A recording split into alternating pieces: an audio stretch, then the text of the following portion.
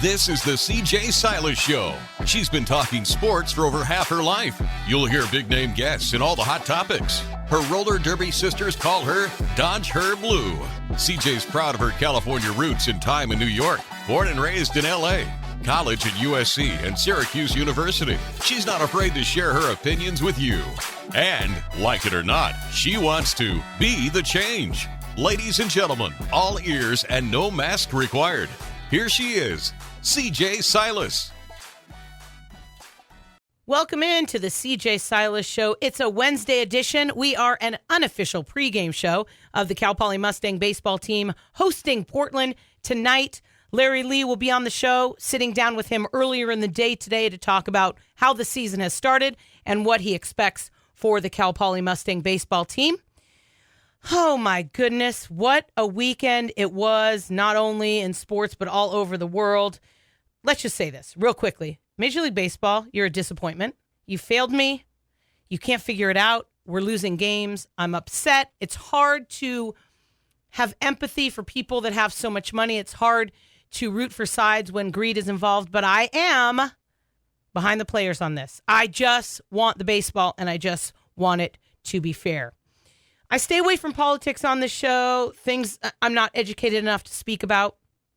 I do that all the time. But unfortunately, when it comes to humanity, equality, animals too, right? At times, I have to speak up. I have to. And this time, just for a moment, as it relates to sport, I must speak up. I cannot pretend what's going on in Ukraine is not going on in Ukraine, even though this is a 24-hour sports network. So what I tried to do is get myself ready to talk about it without any political part of the conversation, but to recognize that there are athletes in this world that are finding it deep inside their soul to drive them to help. So I decided to do that, and I found a few. In fact, Vitaly and Vladimir Klitschko, former very successful champion boxers. Vitaly's a mayor of Kiev, and his brother is an advisor. They are stepping up to help out in this awful situation. Alexander Usyk, another boxer. Vasily Lomachenko, a world champion in 3 weight classes, has joined a territorial defense unit in Ukraine. Vladislav Herezekvich, who's a skeleton Olympian. He held up a sign during the Olympics in Beijing, no war in Ukraine, and now he has stopped things in his life to get involved. Dmitro Pedruchny, he's a world champion biathlete, joined the fight for Ukraine. Biathlons are skiing and shooting. He's now in the National Guard, honoring a 19-year-old junior biathlete who died in the fighting. Tennis player Serhii Stakhovsky returned to Ukraine from Hungary to also join the defense of what's going on.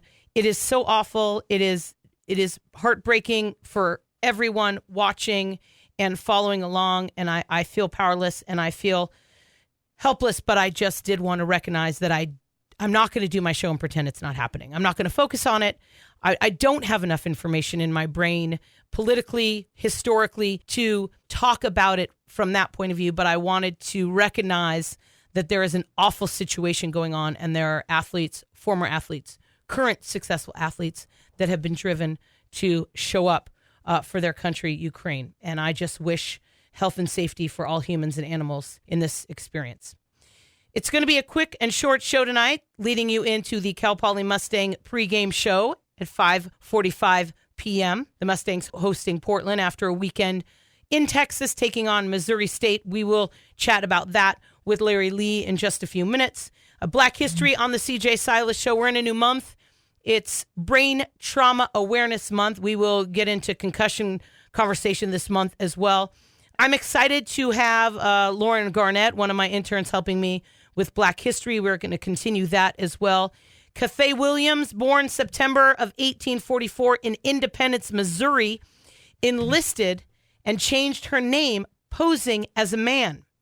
She was in the all-black unit known as the Buffalo Soldiers, which I'm pretty sure Bob Marley wrote about.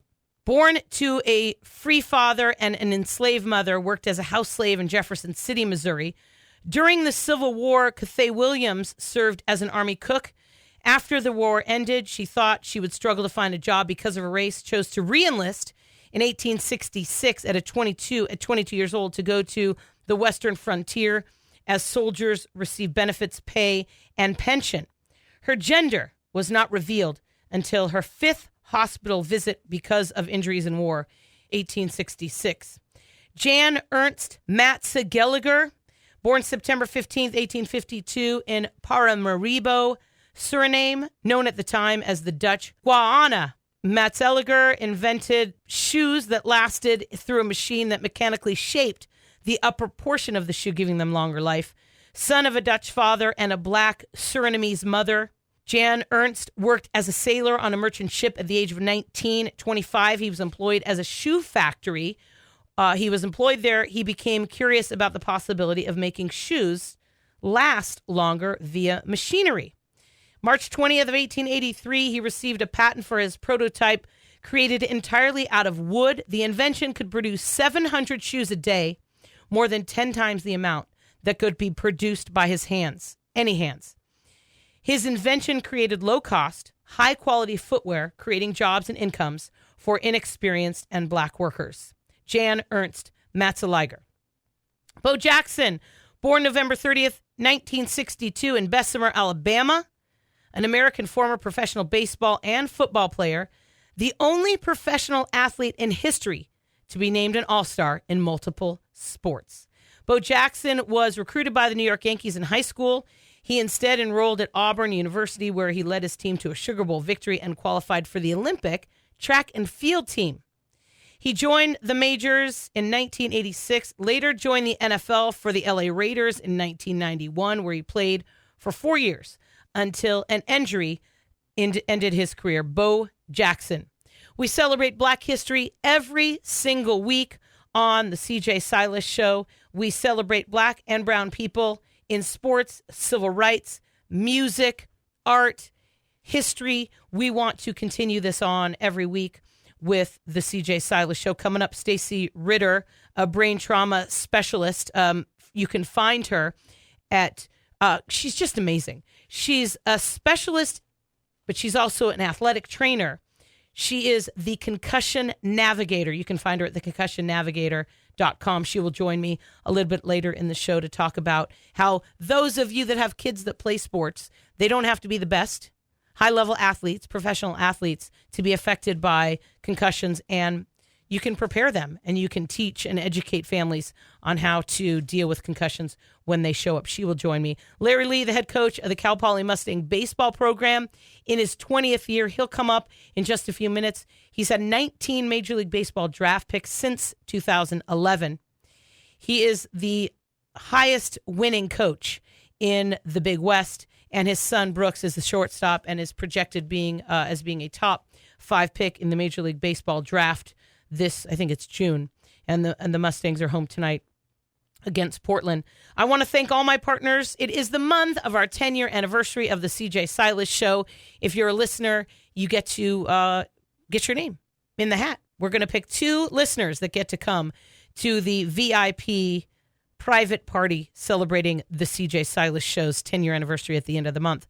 All my partners will be there: Jim Nazzo, Dennis, Dr. Daniel Lapidus, and Larry Ackerman, Joy, Shell Beach, Michael Moore, Sports Recovery, the Avila Bay Athletic Club and Spa, dermatologist Dr. Brad Kurgis, Rex Stevens at the Slow Wellness Center, and California Fresh Markets, where I shop on 5 Cities Drive. The best. Whatever you need, you talk to someone at Cali Fresh, and they will get it for you. On Foothill Boulevard in San Luis Obispo and El Rancho Market in San Ynez, California Fresh Markets. Olive bar, salad bar, soup bar, wing bar, it's all back. And we are happy to be supported by California Fresh Market since the beginning, March of 2012. So incredible. Coming up, Larry Lee, head coach of the Cal Poly Mustangs. You are listening to the CJ Silas Show. If you can't listen to us Wednesday nights at 5, please check out the podcast, Instagram, Facebook, our new YouTube channel. It's not really new. No, what's new is TikTok. Oh my gosh. The kids convinced me to do TikTok. You can find that. Go to the CJSilasShow.com. College baseball. College baseball is going to get a lot of attention right now because Major League Baseball has made a major mistake, and they've now put at least the first 2 series on hold in the Major League Baseball season. We will not see professional baseball on March 31st. We'll be lucky if we see it in the month of April, and we will continue to focus on the excitement surrounding Cal Poly baseball and all college baseball. Larry Lee, the head coach of the Cal Poly Mustangs, coming up. You're listening to the CJ Silas Show on ESPN Radio 1280 AM and FM 101.7, The Ticket. Welcome back to the CJ Silas Show. This segment, as always, is brought to you by dentist Dr. Daniel Lapidus and Larry Ackerman. They are big honks for Cal Poly Athletics, and they've been with us since the beginning of the show 10 years ago. So crazy.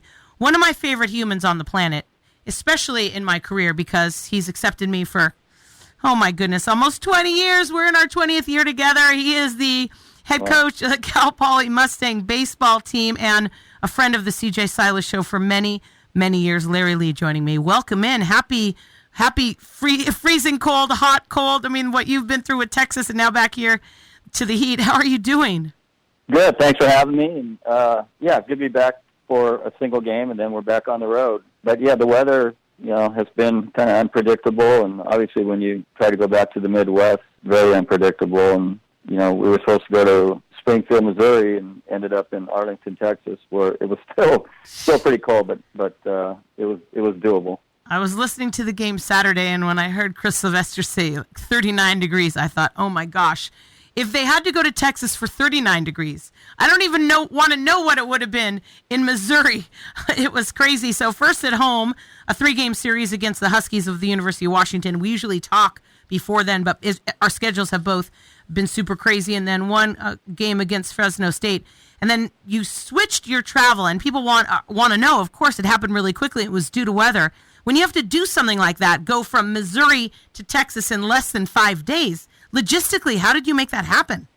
It took about 6 hours, spent all day, or the early morning we didn't practice that day, but I had a travel agent. Usually I don't, because Springfield was such a far out of the way place. I didn't want to gamble just by me doing it. So I gave her a call, and she worked some things, told her what would work, and we had to cancel hotels, 2 hotels back in the Midwest, had to cancel 2 flights, had to go a day later, and still came back on Monday. So about by noontime or 1 o'clock on Monday, I guess it was, everything was taken care of, and then we were on to kind of scouting our opponent as much as we could, with very limited early season games. So nuts. Hopefully the craziness of the season is now behind you before Big West season starts. This weekend you'll be heading to UNLV, but tonight you take on Portland in a 1-game series, which you don't usually do on a Wednesday. Before the season, Larry, I always ask you,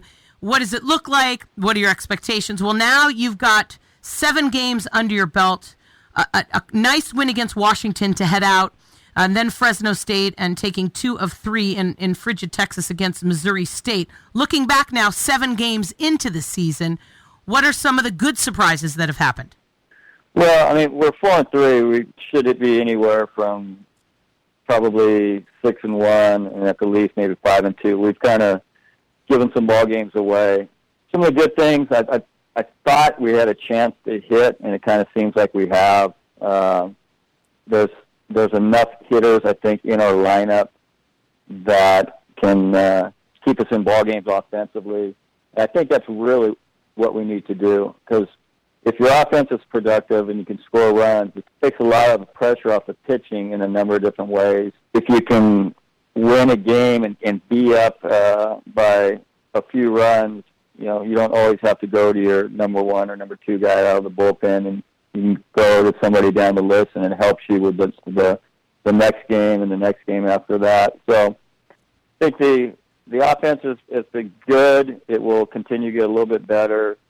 Defense, we have the ability to play some high-level defense, especially in the infield. Outfield is kind of still a work in progress. We have a couple catchers in the outfield. We have an infielder in the outfield. We're trying to get as many bats in the lineup as possible. So we've mixed in good with the bad, and then pitching-wise, we've starters that have thrown well, and then we need to really shore up our bullpen as much as possible. That's kind of been a tough one right now. So still early season, you get to a point sometimes in these series where your options are limited, and you have to see if somebody can produce.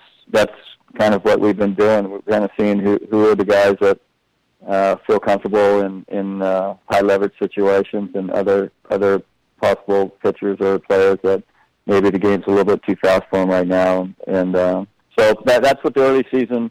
You hate to learn your lessons when you lose games. The better teams, you still make mistakes and you learn from them, but you still come out with a win. So we're only a game over 500, and we need to win as many non-conference games as possible going into conference, and also, we always play those midweek games during conference, because we can't afford to have like a strong conference showing and not a strong non-conference, or vice versa.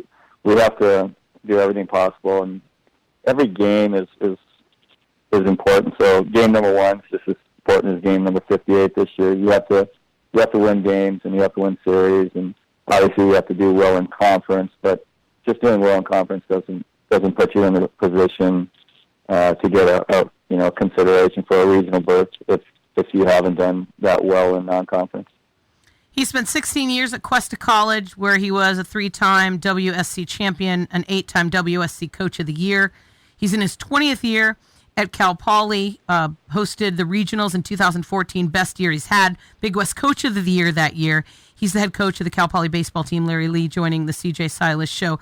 I was looking at some of the kids that I saw when I was there for Washington and for Fresno State, and then listening over the weekend to the games. And Ryan Stafford, Matthias Haas, Caden Sheedy, and then the kid from the club team, and Jason Franks. There's a lot of fun stories on the team this year. There always are great stories, but for some reason, there's just a lot to talk about around Cal Poly baseball, and I haven't even mentioned Brooks Lee, your son, coaching changes as well in the offseason. Ryan Stafford, Matthias Haas, Reagan Doss, guys that are turning up and showing up for you, and then the kid Lagitude, he's another transfer. You don't often have guys coming from Cal. Boise State, Brown, Louisiana, Fullerton. What's in it this year? Why is it different that you've got so many 4-year transfers? Our rosters that we've had over the last few years have been pretty light. So we knew we had to get old, see if we can develop some of the grad transfers. And that's worked out. Like, Stafford's a first-year freshman. He's not scared. He plays like a junior. He's going to be he is a very good player right now, but he's going to continue to grow. Matthias Haas went to Brown out of high school. He's from Northern California, and the Ivy League didn't play for 2 years. So this is the first college action he's had. He's 3 years out of high school and developed over the fall and has become one of our better hitters. John Lagitude and Brett Borgonio, who are 2 grad school transfers. We've never had a grad school player, and we have 2. With them, Borgonio played 3 years at Fullerton and 1 at Louisiana Lafayette, and Lagitude played 4 years at Cal. There's some good stories, and I think that's kind of the sign of the times. It's getting more and more difficult to recruit. We're mid-major, kind of out of the way. Most like high school kids, they still want to go to like a Power 5 school. The discrepancy, I think, with what the Power 5 schools have to offer, it becomes an ego thing.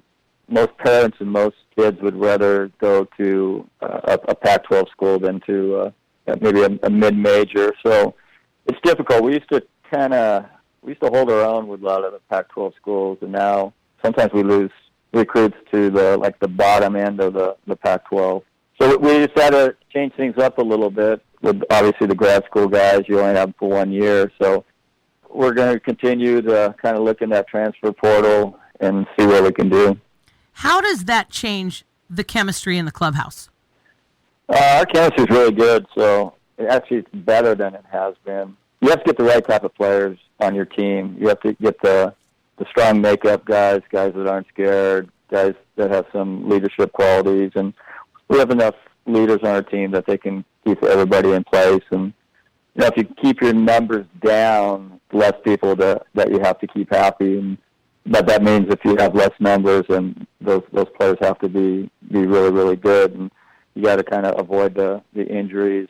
But if you can play a similar group, or maybe 11 or 12 guys from a position player standpoint, if you can play those guys, they get better as the season progresses because they get so much practice time, they get so many at-bats. As long as they can stay healthy, I think it benefits them. So it's out of we're 4-3, so 7 games that we've played, they've been really competitive, and our guys bring a lot of energy. And win or lose, it's they get after it, and it's a different, I think, atmosphere than it has been. I just think we have stronger makeup guys, tougher guys, and that's what you're shooting for. You want the same thing, win or lose. You want guys that are not afraid to compete and not scared. They take losing hard. They don't like it. To where it's kind of, you wouldn't think that's the way of a college athlete, but there's players that just don't have that strong makeup, and that as soon as the game's over, they're off to something else. These guys, if they lose, they take it hard, and they're quiet, and they're not on to the next thing. He's had 19 players drafted in the majors since 2011. He's the head coach of the Cal Poly baseball team. Larry Lee joining us on the CJ Silas Show. I remember at the alumni game just a couple weeks ago, it was hilarious, and I don't know if you could hear it from the Mustang dugout, but whenever Brooks came up to the plate, the guys had a lot to say. I mean, a lot of those guys knew him when he was a bat boy, or they knew him when he was playing in high school, when he was really just starting up. I met him when he was didn't even know how to walk. And one of the times, the guys yelled, "Remember when we put you in the trash can, Brooks?" And it was so cool to see that they had fun with him. You knew that you would probably want your son maybe to play baseball. Maybe you were going to see what he did in junior high and what he felt like. You weren't going to force him to do anything. Well, now, this kid that is yours is considered one of the best collegiate baseball players in the country. He chose to stick around and play for you at Cal Poly. We probably won't see him after this year. It's been such an exciting story. It fires up the fans. As a dad, not a coach, as a dad, what's it like to have your kid not only play for you, but to be so energized and hyped up? I look forward to this because it was an opportunity to be on the field with him in practicing in games and make those, in-game, in-practice corrections. And, that's important instead of watching from the stands or not even watching, not being able to be there, and then in the car or at home talk about the game. You can do it right then. It's easier to learn. He's turned out great. He's very smart, smarter than probably most coaches, and it wasn't always that way. As growing up, he was good, but he was only good for this area, and this was a kind of a small area. And then, he went through a period maybe when he was probably 13 or so where it wasn't that good, and then he had a growth spurt, and that kind of changed everything. Also, the mental side of the mind. He didn't understand a lot of concepts, and all of a sudden he just started grasping everything, and it kind of changed everything. So he works extremely hard. This is his focus. Everything that he does, based on playing at the next level and being an impact player at the highest level and playing for as long as he can. And so it's been great. We've always had a great relationship on the field. It's been every bit as good as I could imagine. You feel for him when he has struggles. I never have been nervous when I watch him play. I always on the field. I always see him as a player, but it's it's a kind of a special bond. He's been great for this program and school and the community. And very confident, but he's not arrogant or cocky or anything like that. But he plays with a lot of passion. Probably the main reason he came here is because he wanted to make me look good. That's how tight. And his mom made a comment years ago, a couple of comments. One was, we're sitting with a bunch of coaches, and he was probably 15 or so, and he's playing in front of a lot of college coaches that we all know. And one of the coaches said, "Hey, Mrs. Lee, it's great that Brooks is considering." I won't mention the team, and she just turned around and says, "He ain't playing for you." And she also made the comment that, "Hey, you're not to talk to Brooks about you're going to play for your dad. You're not going to learn from him and then go elsewhere and perform from somebody else." He kind of knew. I let him go through the whole process. I didn't put a lot of pressure on him. I said, "If you want to come here, you can come here." And it took about 9 months, and all of a sudden I think he started getting a lot of interest from teams from all around the country, and when that happened, I think he understood that he was good enough to play anywhere, and then he said, okay, I'm going to play for you. It's been great. It's made these last 3 years very enjoyable. So cool, like a dream for a father, that's for sure. They're home tonight against Portland. First pitch, your Cal Poly Mustangs at 6 o'clock. Opening Big West season against CSUN Friday, March 18th. Larry Lee, the head coach of the baseball team at Cal Poly, joining the CJ Silas show. Friday night against Washington. I walked in the stadium, and it was different than it's been in 2 years. And I realized that it wasn't just going to be 150 fans or just family or 600 fans, which is what I think we capped out at last year during the pandemic. I walked in. It didn't even break 2,000, I think, on night one against Washington. But the energy in that place, different. 2 outs, 2 strikes, top of the ninth. Paulie has the lead. And for a long time, I'm like, stand up. Come on, be baseball fans. The series against Washington, I don't know what happened, Larry, but there are a lot of really true baseball fans in the stadium, and the crowds got bigger as the weekend went on, and even a big crowd for Fresno State on Tuesday. What does it feel like to have people back at Baggett filling the stands? In 2 years it's been.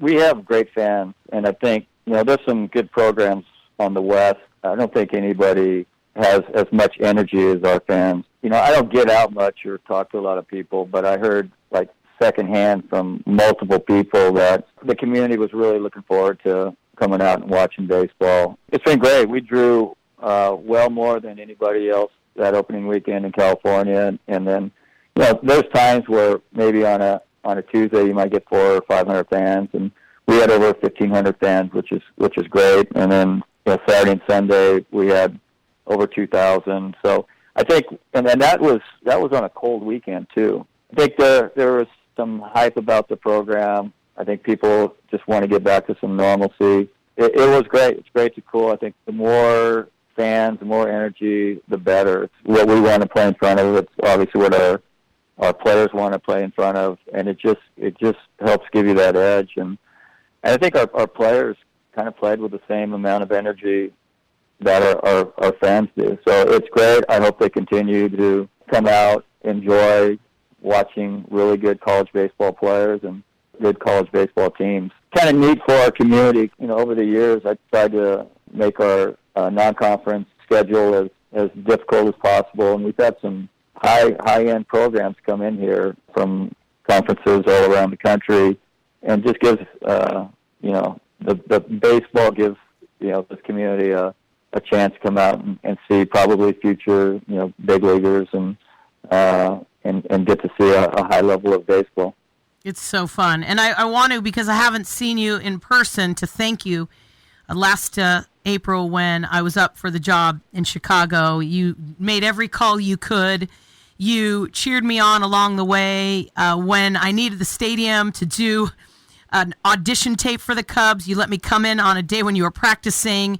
And you, of all people, as much as you probably wouldn't want me to leave Baggett because I've been there so long with you, one of the supporters that was in my heart when I got off that plane in Chicago, and I walked down the street to Wrigley and I sat in that seat and I could feel everyone, and you were such a big part of that, Larry. I cannot wait to celebrate when I get my major league job, and I just wanted to thank you on the radio in front of the listeners for your support, your encouragement, your cheering from everywhere, your whole family. It was just, I could feel it. So thank you for that, and it's going to be a big party when I get that job, dude. Well, it's going to be well-deserved. Do a great job, and a major league organization will be lucky to have you. So, yeah, we're waiting for that day, and hopefully it's in the near future. Larry Lee, head coach of the Cal Poly Mustangs, tonight, first pitch, 6 o'clock. You can hear it right here on ESPN Radio, or head out to Baggett Stadium. Tickets are still available. Thank you so much, Larry. Good luck in Vegas, and we'll see you when you get home next week. I think it's Harvard next week. Harvard for 4. Well, we played Tuesday against San Jose, and then 4 games on Friday, Saturday, and Sunday against Harvard. So it's a 5-game week. So awesome. Yes. Plenty of baseball to come out and see, and hopefully the weather's nice. Get everybody out here and pack this place. All right, Larry, thank you so much. You're the best. We'll see you tonight. Thank you, CJ. Larry Lee, head coach of the Cal Poly Mustangs, joining us. Gosh, I feel so honored to have him as my friend. Coming up, Stacy Ritter, the Concussion Navigator. You're listening to the CJ Silas Show on ESPN Radio 1280 AM and FM 101.7, The Ticket. Welcome back to the CJ Silas Show. Cal Poly Baseball following the show. It's a short show. We don't usually have a show on game night, but we do, and I'm excited. I did get to sit down with Larry Lee earlier today. I appreciate that because it's game day. Hard to get him live 45 minutes before first pitch, an hour before first pitch, so impossible, but still glad to have him. It is Brain Injury Awareness Month, and it means a lot. Brain injuries don't just happen from car accidents, from falls, from high-level professional collegiate athletes. Brain injuries happen all the time. Concussions happen at all levels of sports, even skateboarding, roller skating, youth football, wherever it may be. And why not get the best? Get someone that knows more about it than me to talk about it as we begin Awareness Month. And she is the Concussion Navigator and a friend of mine with 30 years in the business at all levels of athletics. Stacy Ritter on the CJ Silas Show. Hi. Hi. Thanks for having me on. Welcome. Have you ever been on the show before? Not on this show, but No. I've been on other shows. Whoa, wait a can I apologize to you in public? Absolutely. What was I thinking? Well, I'm glad you're here now. We're fixing it now. Seriously, it is a perfect time.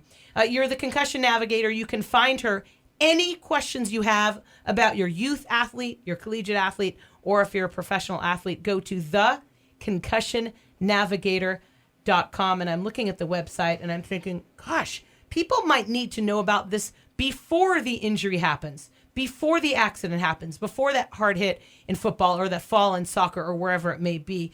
How can people take care of concussions before they even happen? It's a great question. I don't think people think about that very often. So there's a couple of things to think about. And one is to educate yourself on what are the most common signs and symptoms so you know how to recognize it. Being able to recognize it and then remove yourself or somebody else from play before it can get worse is just really a key element to concussion awareness, but also management moving forward. The other thing that I encourage people to do is get a baseline test. And baseline testing can include neurocognitive screening. It can include vestibular screening, ocular screening, balance screening. If we can detect any of these deficiencies prior to a concussion, there's a chance that we can do some interventions to improve someone's balance, improve someone's field of vision so they're less likely to get that hit or maybe have a split second to avoid the hit. But also, if the concussion does happen, now we have baseline normal data for that individual. We can tailor the care specific to that person, so we're getting best outcomes for that particular individual. So you may not prevent the concussion, but you will know how to handle it ahead of time.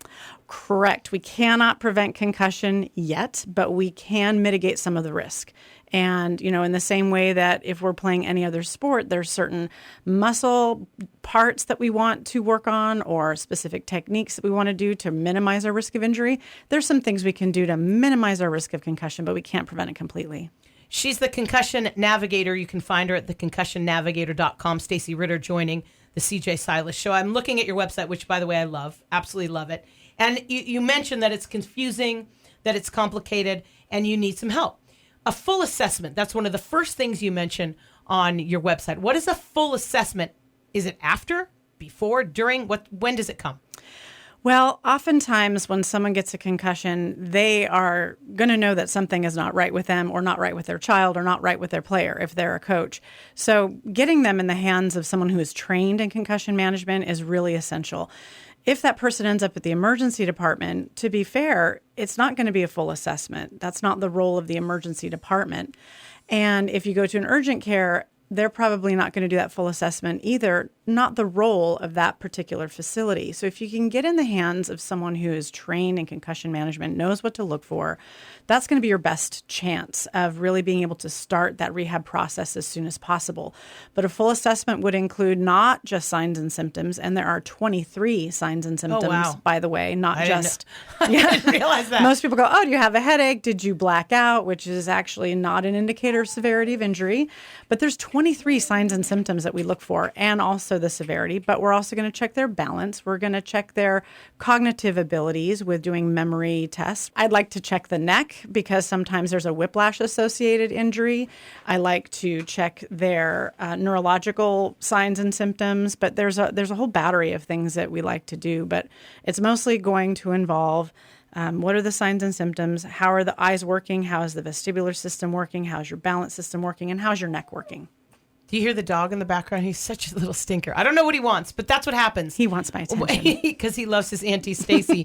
She's Stacy Ritter, the concussion navigator, joining the CJ Silas show. Grade 1, grade 2, grade 3 concussion. Will you just describe in layman's terms for people like Concussions for Dummies what that means? Well, that used to be something we did. We no longer grade concussions. Really? True story. I'm glad I asked. Yes, so am I, because we do still see that a lot where people will say mild, moderate, or severe. They'll say grade 1, grade 2, grade 3, but we are no longer using those differentiating terms any longer. Mild traumatic brain injury is mild traumatic brain injury. Now, what does differentiate one concussion from another is the degree of the number of symptoms and the severity of the symptoms. We call that a symptom burden. So the higher the symptom burden, we know that those people are going to take a little bit longer to heal. If someone has a relatively light symptom burden, in other words, not as many symptoms, and those symptoms that they do have aren't as severe, those will probably clear up a little bit more quickly and with fewer complications. And you need someone that can help you navigate through that whole thing. I love that you're the concussion navigator. She's Stacy Ritter, joining the CJ Silas show. March is Traumatic Brain Injury Awareness Month. Not just professional athletes, not just high-level collegiate athletes, high school athletes, anybody. You don't even have to be playing a sport to get a concussion. And if you do, you think your child might have, please get in touch with the concussion navigator. She's Stacy Ritter, joining the show. This is a question I'm sure every athlete wants to know. How do I get back to return to play? As soon as possible is really what they want to know. Exactly. How quickly can I get back? Can I play on Friday? So what's really interesting, everything I do is evidence-based, right? So I'm always chasing the research. I'm always finding out what all of the experts in concussion are researching and publishing. And what we're learning is sometimes those signs and symptoms will go away before the brain has completely healed. Oh, wow. And that's a big deal. That's kind of game-changing from how we used to manage concussions, which is why some of these objective tests that we do, like balance and like the vestibular ocular motor system, are so important, because if we can test someone immediately after their injury and we have a baseline to compare it to, then that's the data that we can use to help us make that return to sport decision. But first and foremost, we have to be able to sit in a chair and think clearly without any return of symptoms before we ever think about returning to contact or sport. Once we've covered that, then we can start working on the return to sport activities. The most current research says that the best care guidelines include beginning early active rehab as soon as day 3 after concussion. And it needs to be guided by someone who knows how to manage concussions. But we're no longer doing rest and wait. Rest and wait is no longer supported by the evidence. We need to get them in right away and start doing early active rehab that is targeted to that individual's symptom profile. TheConcussionNavigator.com. Her phone directly if you have any questions, 805-452-4196. And she's my doggy's auntie. That's why he's in the background whining. Thanks again, Stacy. Thank you. Appreciate it. She is so smart. I love having people in studio that are smarter than me. Thank goodness. Can you imagine if this studio was just filled with me all the time? That would be so boring. What is my name again? CJ. What's the show called? The CJ Silas Show. Cal Poly men's tennis won at UNLV. Sophomore Noah Berry, 7-0, a huge win over the number 48 player. Then they played at Tempe, beat the University of South Florida for their 6th straight win. Noah Berry won again. He was 8-0. Next up, they're playing Santa Barbara. Women's tennis shut out Fresno State, number 51 in the country. Next up, they're at University of San Francisco and Pacific. Women's basketball hosted Hawaii on Senior Day and lost 73-49. And then they've got 2 more left at Irvine and San Diego this weekend. Men's basketball lost at Hawaii. They finished their season at home against Irvine tomorrow and San Diego on Saturday. Allen Hancock College baseball, they beat Moore Park Then they lost to Moore Park, and then they lost to Cuesta yesterday. They play at Cuesta tomorrow and then host Cuesta again on Saturday at 1 o'clock. Women's basketball at Hancock College in the playoffs. They beat number 17 Victor Valley last night, moving on to take on Mount Sac. J.C. Bain has just been killing it. She had a rough beginning of the game last night, but then ended with 26 points, 14 rebounds. They're taking on Mount Sac tomorrow at 7 o'clock. Hancock track, Stephanie Rodriguez broke a triple jump record and took first place at Bakersfield. They're competing at Cal Poly. That's a look at your Cal Poly, Hancock, and Cuesta athletics. Stick right here. Cal Poly baseball, the short CJ Silas show is about to end. First pitch tonight. We're heading right into the Cal Poly pregame show against the Pilots of Portland. The CJ Silas show will be back live 5 o'clock next week, right here in San Luis Obispo, 8 o'clock Eastern. If you can't find the show live, please find the podcast at thecjsilasshow.com, Facebook, Instagram, YouTube, and even, I hate to admit it, TikTok. I know, it's crazy. I'm going to turn off my mic now. Thanks for listening to the CJ Silas Show and making an appointment to listen. We're here every Wednesday night on ESPN Radio 1280 AM and FM 101.7, The Ticket. Thanks for listening to the CJ Silas Show. Find her podcast on thecjsilasshow.com. Follow her on all social media platforms, including her YouTube channel. Make an appointment to listen every Wednesday on ESPN Radio 1280 AM and FM 101.7. CJ out.